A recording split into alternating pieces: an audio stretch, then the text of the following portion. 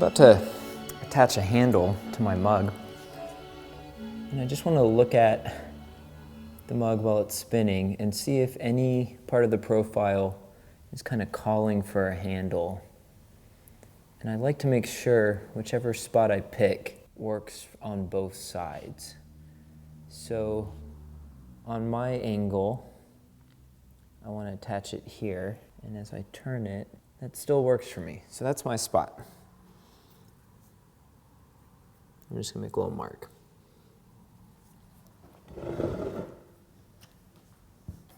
I'm usually pulling several handles in a sitting, and so I'll do my shaping for the little plug off of a larger plug of clay. And I do a lot of pre-shaping before I attach to the pot. And I work from the bottom up. So this is going to be the bottom attachment of the handle. And I want there to be some mass down here. I could kind of talk forever about handles because I really enjoy them. But that mass is important for a couple of reasons. It's visual weight. It gives strength, visual strength to the attachment. It doesn't look like it's going to break easily. And it's also a mass of thick clay that won't get hot. So while the rest of the mug is full of hot coffee or tea or something and might kind of burn you, this little plug where your finger rests will be cold.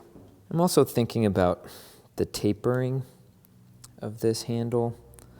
I want it to taper from thick to thin and then back up to thick. The same in cross section, thick up here, thin, and back to thick. And I also want it to get wide, narrow, and wide again.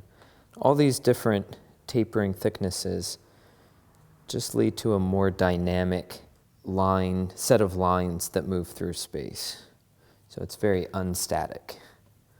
Sometimes when I'm shaping, even though I'm using moist clay, this edge will start to kind of split open, and I'll just compress it back in with a moist sponge. The way I'm making handles now, it's going to spring from the cup and go up and curve around and go back down.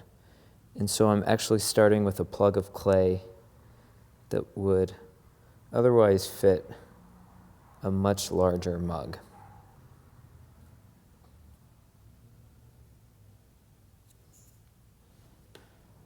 I want this shape to be kind of the shape of a mouth or the visible part of your eyeball. The way I apply water is actually really kind of specific. I like to dip my fingers in water and then take off anything that's extra. So I just have this little bit of water on the surface. I want to avoid oversaturating this joint with water because it'll crack if it gets too wet. But I want to create this kind of slurry just right on the surface. This isn't so much about strength and attachment through the firing process. It's more just making the handle sticky and wanting to stick to the mug when I attach.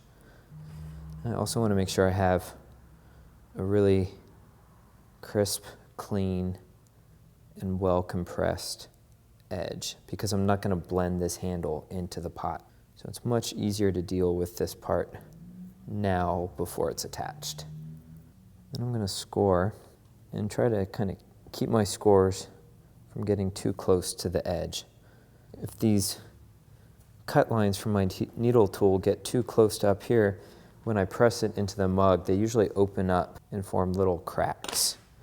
Sometimes they don't open up until after they've come out of the firing. Usually after the bisque firing, I can tell. And at least I know I don't have to spend a lot of time glazing it, but it's still a big waste of time. So I'm going to frame all of this scoring with one continuous circle with my needle tool. And I actually don't score the bottom attachment on the plug of clay. Now this line that I made that continues all the way around from my rib, that's usually the line I like to spring my handle from. I like the idea that this line continues into that kind of corner of the handle. And sometimes when I'm pulling a handle right off the pot like this, I get part of the way through and it starts to separate from the mug. And I've been able to track that problem down and figure out when and why that happens. It happens when these scored areas aren't the same size, generally when this scored area is smaller than this. So I just want to compare those and make sure I'm scoring enough. And usually it starts at these corners more than in the middle. Add just a little bit of water and then rescore.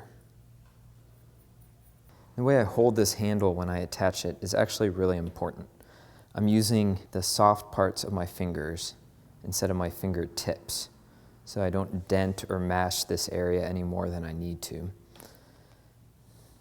And I'm also holding kind of back away from the seam, so I don't mash that kind of area I already cleaned up. And then I want to support this attachment point with my inside hand, line up the scored areas, and then give a little bit of a jiggle as I press in. And then usually my handles have just enough thickness at this stage that it'll stay straight up. What I don't want is this handle bending and then straightening and then bending over and over during this process. When that happens, it usually creates like a kink and I won't get the continuous curve that I want. And then again, with a barely wet finger, I'm going to compress and clean up that attachment point on both the top or overside and underside. And I'm going to flip the whole thing together so that now the handle's pointing straight down. And before I start pulling, I just want to get the whole thing evenly wet. It doesn't need to be dripping wet, but no dry spots. I also want to avoid any pooling of water down at this point. Sometimes I get a bead of water down here, and then when I attach, it splits open. So now it's all wet. And before I start really aggressively pulling on this handle, I want to just make some light passes that take out any dents and finger bumps. And I hold my fingers kind of in this scissor shape, and I do a lot of pulling between my fingers. Whenever possible, I like my pulls to start all the way up just below the attachment and come all the way down through the handle. And I kind of alternate squeezing between my fingertips and flattening, and then shifting my attention to the edges. If I can avoid it, I don't like to compress these back into kind of a blocky edge. I want to preserve that kind of crisp, clean line. Like I said before, I'm pulling this until it seems like it's too long for the mug. Like it would fit a mug that's maybe 2 or 3 inches taller than this one.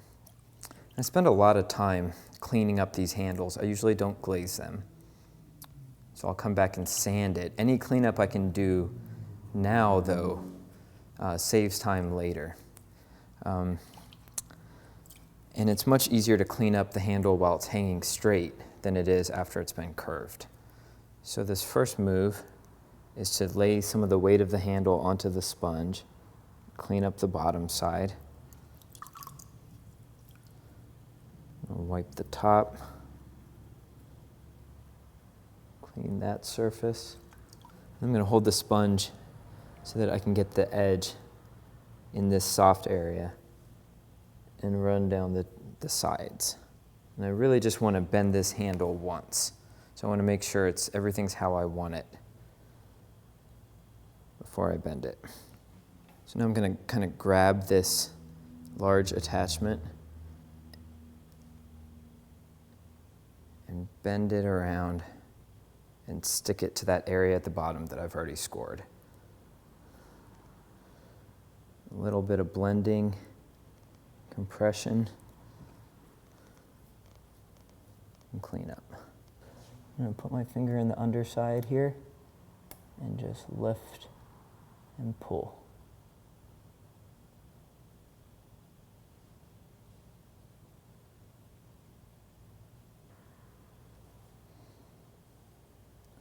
This handle's a little wetter than I prefer and a little floppy. Doesn't quite want to stay in the shape I have. So with a really low flame, I'm just going to kind of set this curve.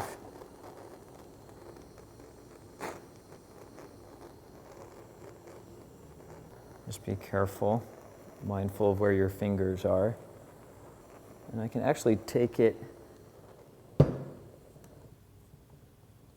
to a stage where it's kind of stiff. And I can spend kind of all day, if I wanted to, cleaning up some of these marks.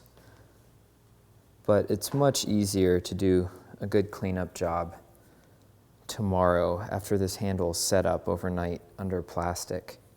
I kind of just do enough now to satisfy my urges. And I have to remind myself to stop and just deal with it tomorrow.